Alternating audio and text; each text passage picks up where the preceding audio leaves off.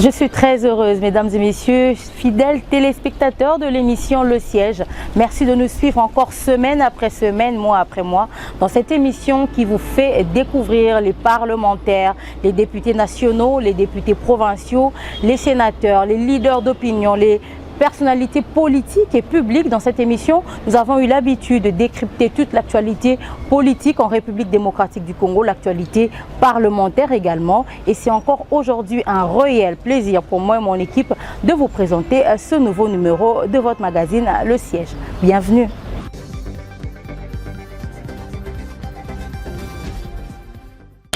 Mesdames et messieurs, j'ai l'immense honneur et le réel plaisir de recevoir pour vous sur ce plateau une personnalité politique et publique qui n'est plus à présenter dans ce pays. Il est professeur des universités, plusieurs fois député national. Il est ancien membre du bureau de la CENI. Il s'agit du professeur Jacques Njoli. Avec lui, nous allons discuter du bilan du Parlement en République démocratique du Congo, mais aussi de toutes les questions d'actualité qui concernent les élections. Je vous prie de suivre.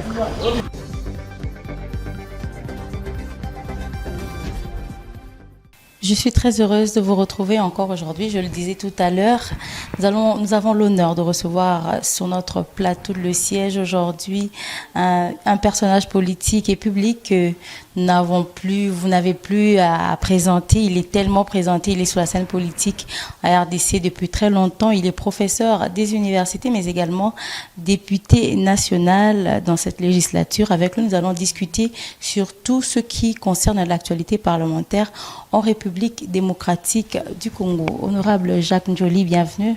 Merci madame pour l'invitation. Merci beaucoup. Alors, nous allons passer directement à la première question. Quel est votre ressentiment aujourd'hui? Comment se porte la RDC en général? J'aurais voulu dire que la RDC se porte bien, mais étant moi-même membre de la Commission de défense et sécurité, je suis obligé de dire qu'il y a une partie importante de notre territoire qui est occupée par les terroristes du M23 qui constituent une excroissance du Rwanda. Et 3 territoires, le Rutshuru, Masisi, Nyiragongo, sont occupés avec des graves conséquences sur le plan humain, de personnes tuées de manière extrajudiciaire, donc ce sont des assassinats, des viols, de réfugiés, des déplacés, des enfants qui ont dû interrompre leur scolarité. Si on prend seulement comme indicateur le nombre de réfugiés, de déplacés, nous avons aujourd'hui plus de 5 millions de Congolais qui sont déplacés. Et nous sommes parmi les pays qui ont le plus de déplacés au monde, à côté du Yémen.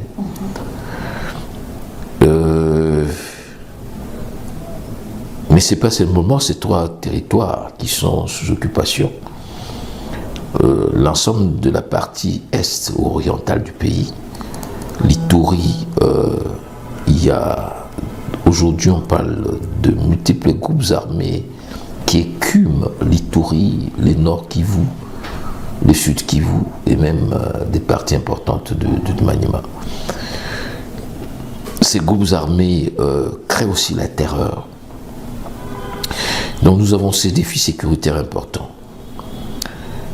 De sorte, mais à l'ouest aussi nous avons des problèmes, à Kwamut et dans le périmètre de la ville de Kinshasa, avec le groupe Mobondo. Sur le plan politique, nous nous préparons aux élections, ce qui constitue une période très délicate. Et on a assisté à des assassinats, notamment celui de l'ancien ministre Sur le plan économique, il y a des fortes tensions inflationnistes. Les gouvernements font des efforts aussi bien sur le plan politique, sur le plan économique, sur le plan sécuritaire, comme nous avons dit, et sur le plan social. La situation n'est pas rose, mais il faut dire aussi qu'il y a quelques bonnes nouvelles. En général, la RDC ne se porte pas très bien. Nous avons des difficultés, mais il y a une volonté de s'en sortir. Nous n'avons pas que de mauvaises nouvelles. Nous avons pu montrer à la communauté internationale que malgré nos difficultés, nous pouvons organiser des rencontres internationales de haut niveau telles que la francophonie. Il y a des efforts qui sont faits en termes d'infrastructure, mais je crois que les défis sont énormes. Alors, il y a eu le forum autour de la table ronde sur l'évaluation de l'état du siège. Est-ce que nous pouvons avoir la primeur finalement de ce qu'a donné ces travaux? Mais la primeur appartient au chef de l'État. Nous étions conviés à la table ronde qui a réuni plus de 500 participants, dont plus de la moitié sont venus de l'intérieur, plus particulièrement de zones où l'état des sièges a été proclamé et prorogé pendant pratiquement 2 ans et 3 mois, prorogé 50 fois. Alors, nous avons présenté au chef de l'État 3 options. La première option, c'est le maintien de l'état de siège, avec des arguments pour et des arguments contre. La deuxième option, c'est la réqualification. Et la troisième option, c'est la levée pure et simple. Chaque commission a présenté ses arguments et le chef de l'État, qui a ses pouvoirs en tant que commandant suprême, pourra prendre l'initiative pour ordonner la levée de l'état de siège ou permettre au Parlement de le faire, parce que le Parlement va revenir dans 15 jours, le 15 septembre, donc après au moins d'1 mois. Donc, toutes les options sont sur la table du décideur en chef. Nous allons revenir un peu sur l'actualité parlementaire. Généralement, quand nous rencontrons des Quinois ou des Congolais, ils nous disent qu'on ne sait pas, Makamba Kenda Osana Parlement kuna toyebite. Pouvez-vous, en quelques lignes, nous souligner les grands, donner un bilan général, puisque c'est vraiment vers la fin de la législature, après cette session qui va revenir, les grandes lignes sur ce que le Parlement en général a pu accomplir comme travail? Vous savez, aujourd'hui, dans l'ensemble des États, même de vieille démocratie, les travails parlementaires présentent beaucoup de difficultés à être compris par le citoyen. Parce que les citoyens ont investi énormément de confiance aux parlementaires pour les représenter. C'est une chambre de représentation qui a pour mission 2 missions essentiellement: élaborer des lois et contrôler. C'est donc sur base de ces 2 paramètres qu'il faut juger le travail des parlementaires. Mais la conduite de l'action de l'État est de la compétence du pouvoir exécutif. Il est vrai que l'exécutif est l'émanation de la majorité parlementaire sur le plan théorique. Mais dans la pratique, c'est l'exécutif qui conduit la politique du gouvernement et de la nation. C'est le gouvernement qui conduit la politique de la nation. C'est l'article 91 de notre Constitution. Donc, ce n'est pas le Parlement qui conduit la politique de la nation. Le Parlement contrôle et donne au gouvernement les moyens c'est-à-dire vote les lois, y compris la loi budgétaire. Ça, c'est sur le plan théorique. Par ailleurs, partout dans le monde, il y a comme une baisse de la position du Parlement.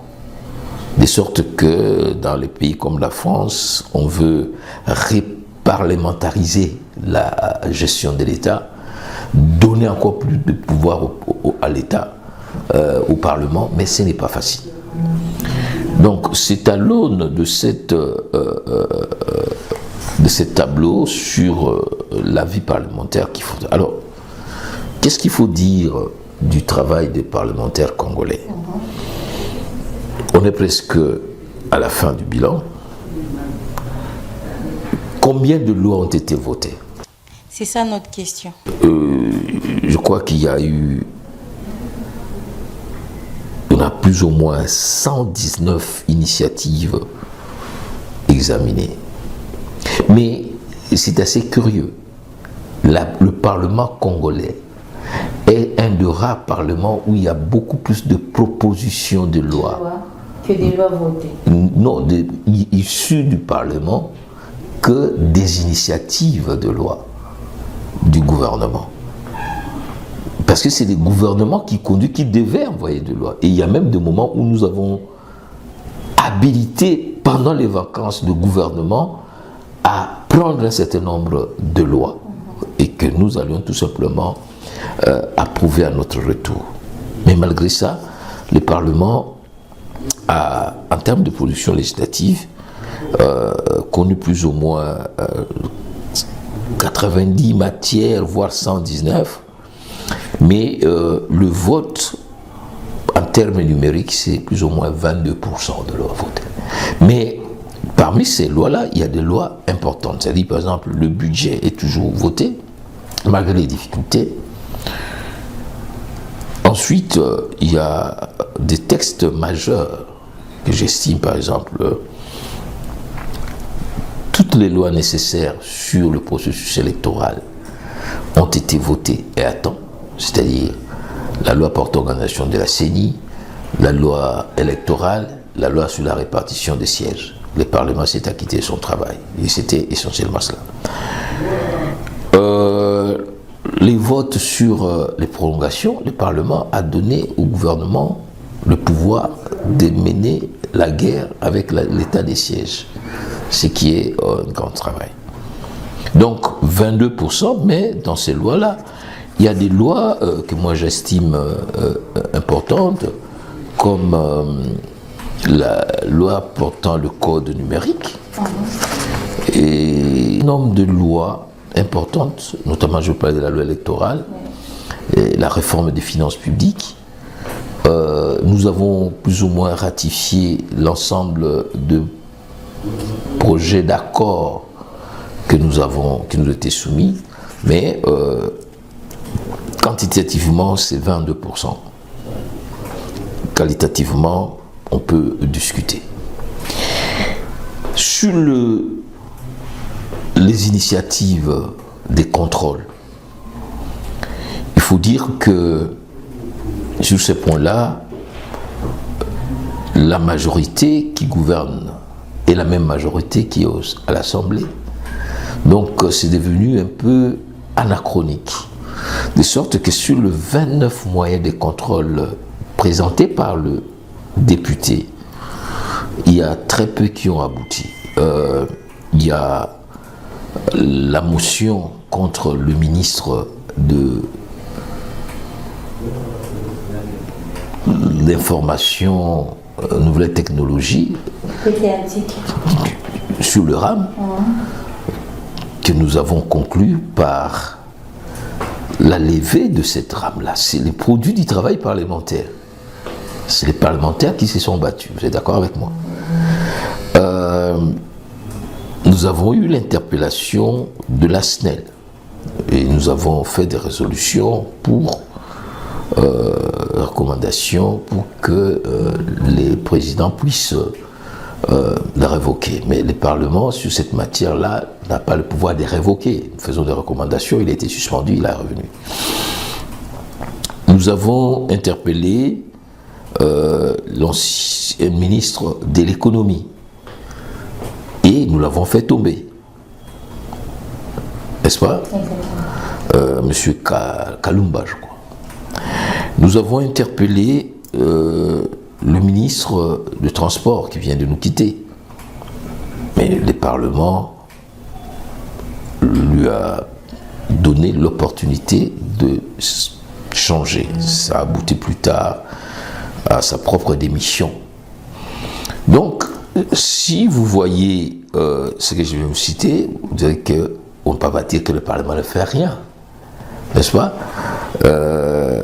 C'est vrai que pour la dernière session, il y a eu 29 moyens qui ont été introduites, puis il y a un seul qui a, n'est-ce pas, porté. Mais les bilans de demande de parlementaires est important. Vous savez, à la session de mars de 2023, qui vient de terminer, nous avons eu 29 moyens de contrôle déposés par les parlementaires. Il y a un seul qui a abouti. En session de septembre 2022, nous avons introduit 14 moyens de contrôle. Un seul a abouti. Sous mars 2022, 26, 3 ont abouti. Nous avons plus ou moins 16 questions orales avec débat, 8 questions écrites, 3 questions d'actualité et plusieurs autres demandes autres. Mais il ne faut pas vous contenter de ce qui s'est fait en plénière. Le travail parlementaire s'est fait aussi en commission. Et là, je peux vous dire qu'il y a une intense activité dans les commissions. Vous savez, par exemple, la commission qui est la mienne, nous avons fait l'évaluation de l'état des sièges 3 mois après et les conclusions que nous avons données, qui ont été publiées d'ailleurs, restent éloquentes sur la qualité du travail parlementaire. Nous avons nous-mêmes participé à 4 descentes sur les terrains. Les députés participent à plusieurs missions à l'intérieur comme à l'extérieur. Nous avons entendu par exemple le ministre des Affaires étrangères sur notre intégration à l'État, à la communauté économique de l'Afrique de l'Est, avec exactement aussi les ministres de l'intégration nationale. Nous avons plusieurs ministres ont défilé devant les commissions. Moi, je suis à la commission défense, mais il y a des commissions comme la commission des affaires sociales qui a fait un grand travail. Vous savez, par exemple, la réforme du code de la loi portant santé publique. Nous avons introduit la couverture médicale universelle. C'est le Parlement qui est à la base de cette histoire. Il y a aussi une loi, personnellement, j'ai introduit la réforme du code de sécurité. Nous avons voté la loi portant statut, plutôt régime des agents de sécurité sociale, des agents publics de l'État. Vous savez que les agents publics touchaient 3 000 francs, 1 000 francs tous les 3 mois. Maintenant, c'est assez consistant. Il y a aujourd'hui une caisse nationale de sécurité sociale des agents publics de l'État. C'est nous qui l'avons initié. Donc, il y a un travail qui s'est fait, mais qui n'est pas peut-être bien perçu par le public, parce que, en fait, la question qui intéresse le public, c'est, comme disait le président Bosso, la situation de l'amélioration du vécu social, la situation des droits de l'homme, l'amélioration de salaire, la lutte contre la corruption, l'amélioration de la gouvernance globale, l'insécurité et autres. Donc ce sont des questions pratiques, mais pour lesquelles le Parlement ne peut pas agir directement, mais pose des questions au gouvernement et sanctionne comme vous l'avez vu. Vous savez, le ministre de l'Intérieur est venu répondre au Parlement sur la question des sécurités. C'est les travails parlementaires qu'il faut savoir. Donc, il est important qu'on sache c'est quoi les travails parlementaires et c'est quoi la production parlementaire, aussi bien en plénière qu'en commission. Et je peux vous dire, en vous donnant ce que nous venons de faire, c'est qu'il y a du travail qui s'est fait. Il y a des exemples, il y a du travail qui s'est fait. Je crois que les téléspectateurs ont compris. À un moment, on va, je pense, à la fin, à 5 minutes, le réalisateur va nous faire signe. Il faudrait qu'on puisse parler aussi en lingala, parce qu'il y a des questions qui nous arrivent des fois en lingala. Vous êtes nos élus et vous allez nous répondre. Oui, j'aimerais quand même... Il y a beaucoup de parlementaires qui parlent à lingala parce que le règlement intérieur le permet. Exactement. Alors, après 3 cycles électoraux en RDC aujourd'hui, pouvons-nous établir une échelle, vous pouvez nous établir sur une échelle de démocratie la RDC à quel niveau? Est-ce que nous avons régressé? Est-ce que nous avons fait un pas en avant après tous ces cycles électoraux en RDC? Vous savez, la démocratie, ce n'est pas une ligne, comment dirais, continue. Ça peut, comme vous avez des cycles, ça peut faire ce qu'on dit en italien des ricorsi, donc des retours.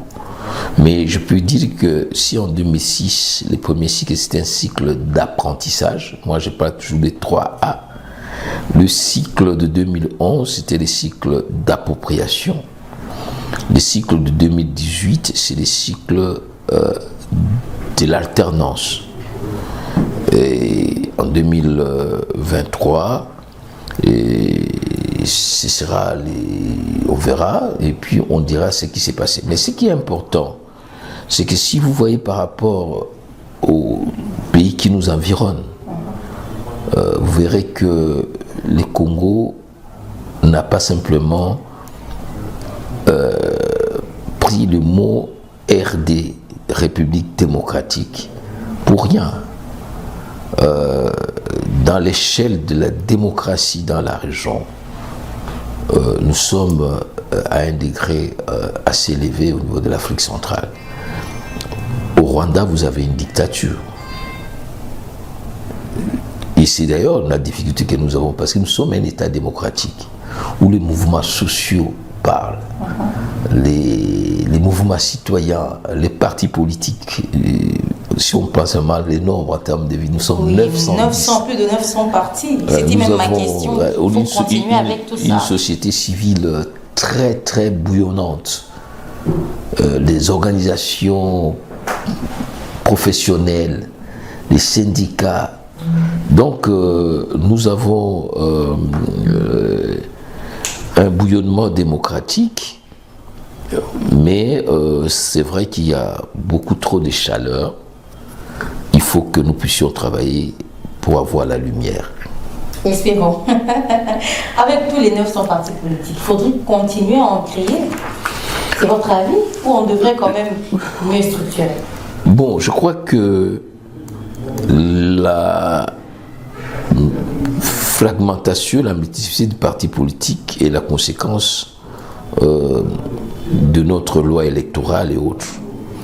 Au niveau d'un groupe de réflexion et d'action des députés que nous avons appelé G13, nous avons donné des pistes pour, par la loi, essayer de réduire la multiplicité de partis politiques. Il y a certaines dispositions qui ont été reprises.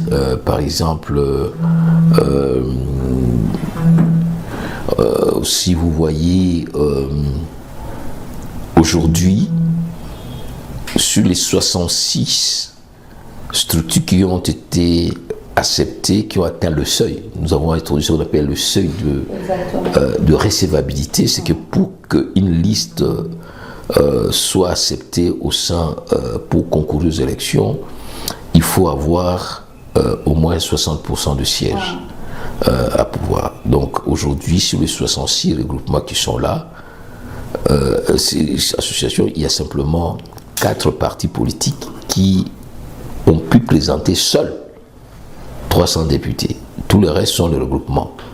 On est à 66. Donc, vous voyez qu'il y a un mouvement de regroupement. Et je crois qu'il faudra travailler pour que ces regroupements maintenant obéissent à fond idéologique, parce que la plupart de ces regroupements n'ont pas un fondement idéologique. S'il y a un fond idéologique qui arrive, et s'il y a un travail d'hygiène politique, je veux dire par exemple la loi sur le financement politique, le financement des partis politiques fonctionne, et qu'il y a des sanctions, c'est-à-dire que par exemple la sanction, un parti qui n'atteindrait par exemple pas le seuil et les systèmes de sanctions, il faut pousser les gens à se regrouper par idéologie. Mais la démocratie congolaise date de quelle année? De 97, avec près un long passé de glaciation monopartiste. C'est normal qu'il y ait cette décongestion, on appelle à un mouvement de bouillonnement, mais je crois que ça va évoluer. Et demain, nous aurons peut-être 4 grandes familles. La famille de Lumumbiste, par exemple, la famille de Mobutistes, la famille des Tshisekedistes et la famille des Kabylistes, et d'autres qui seront les centristes. Mais globalement, les partis politiques sont issus de ces 4 mouvances. Maintenant, il faut arriver à trouver la consistance. Et si nous avons 4 familles politiques, comme je viens de vous donner, ça peut déjà générer une certaine restructuration de la scène. Nous sommes vraiment à la fin de l'émission, c'était parti pour 30 minutes. 2 dernières questions. Que pensez-vous des assemblées provinciales? Puisqu'une certaine opinion pense qu'elles doivent vraiment être mises de côté. Avec tout ce qu'il y a à l'intérieur, tous les bouillonnements, elles font partir les gouverneurs. Ici à Kinshasa, c'était vraiment un moment où le président de l'Assemblée provinciale, finalement, les députés le font partir, mais il est reconduit par la Cour. Vous pensez que les assemblées provinciales doivent rester dans le même contexte? Les difficultés d'être des assemblées provinciales, c'est d'abord une difficulté, je dirais, ontologique de la qualité de notre démocratie. Telle qu'est conçue par les constituants, nous devions avoir 3 niveaux de gouvernance démocratique. Le niveau local avec les communes, les secteurs, donc les élections locales et municipales qui n'ont jamais eu lieu. Donc nous avons construit une maison par le sommet alors qu'à la base il n'y a pas de démocratie locale. On nous dit que probablement ça pourra avoir lieu cette fois.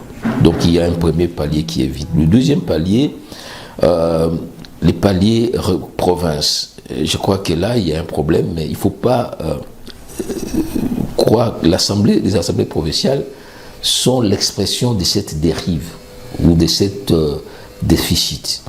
C'est que ces députés provinciaux élisent le gouverneur et même les sénateurs sur base de la corruption.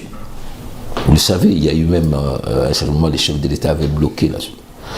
Donc, il n'y a pas de cohérence et les relations entre le gouverneur et les assemblées, ce sont des relations de prostitution politique.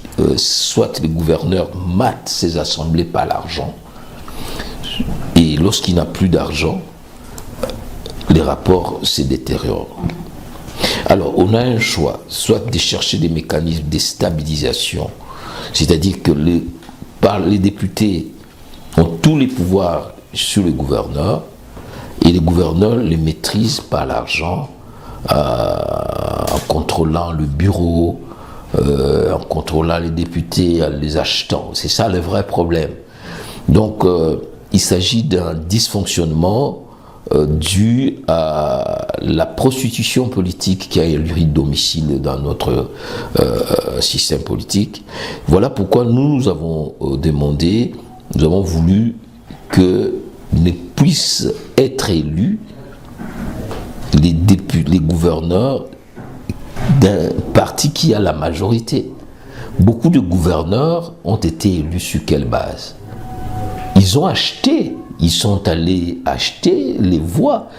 Quelqu'un qui était indépendant, qui devient gouverneur après avoir acheté les députés. Et comme il les a achetés, il doit les entretenir. Et s'il ne les entretient pas, les députés les font partir. C'est comme ça qu'il y a cette instabilité permanente. Donc, une solution radicale, ce serait de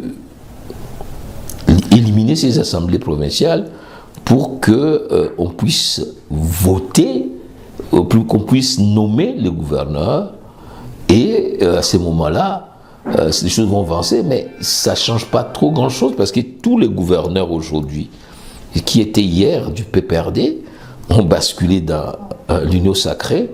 Et ces gouverneurs sont obligés d'être les clients du système central par de méthodes de, comme on appelle le clientélisme avec le pouvoir central. Et quand on le fait partir, le pouvoir central par des mécanismes judiciaires ou autres, on le remet en place.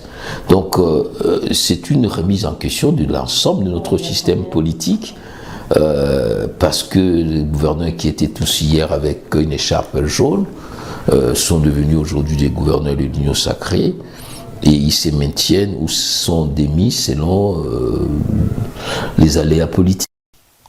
Une toute dernière question. En tant qu'ancien membre de la CENI, tout vous semble prêt pour les élections en 2023, en décembre de 2023? Vous avez dit, je suis ancien membre de la CENI. Donc je ne suis pas nouveau membre, donc les amis de la CENI qui maîtrisent les chronogrammes des activités, les chronogrammes des acquisitions et les chronogrammes des opérations. Si ils vous disent qu'ils sont prêts, moi qui suis dehors... Mais les indicateurs qu'ils nous donnent vous rassurent déjà? Les indicateurs, c'est qu'ils sont plus ou moins collés à leur programme, à leur agenda ou à leur calendrier. Ils ont dit qu'ils allaient publier les listes, qu'ils allaient recevoir les candidatures nationales. Ils ont reçu, ils ont publié la liste provisoire. On est maintenant au niveau du contentieux. Nous sommes à quelques 2 jours de la fin de la... je crois que c'est presque fait. Donc, puisqu'ils disent qu'ils vont réaliser leur calendrier, ben, faisons-les confiance. Vraiment, merci beaucoup. Un dernier mot pour les téléspectateurs qui vous ont suivi.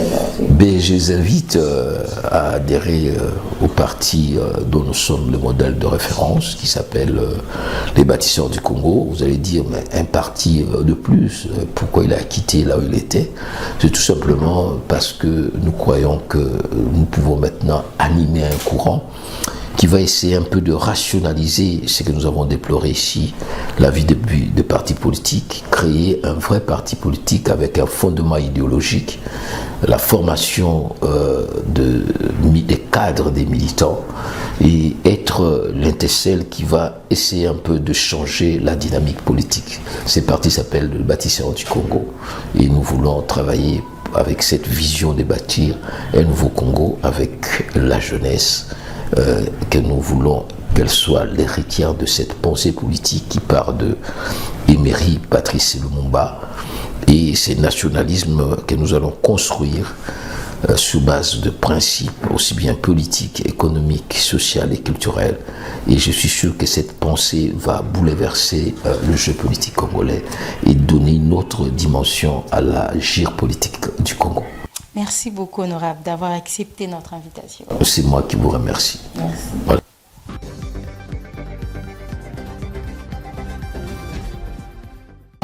Mesdames et messieurs, merci infiniment de nous avoir suivis aujourd'hui. Nous avons eu le réel plaisir de recevoir pour vous l'honorable Jacques Njoli sur ce plateau. Et vous avez suivi avec un vif intérêt, nous l'espérons, tout ce qu'il nous a expliqué sur le bilan de l'Assemblée nationale, de l'Assemblée provinciale ainsi que du Sénat. Merci de nous avoir suivis avec intérêt. Merci de continuer de nous suivre sur toutes les plateformes sur Internet. Merci également de nous suivre sur toutes nos chaînes partenaires. Nous nous retrouvons très prochainement avec le même plaisir et sur les mêmes canaux de diffusion. À très vite.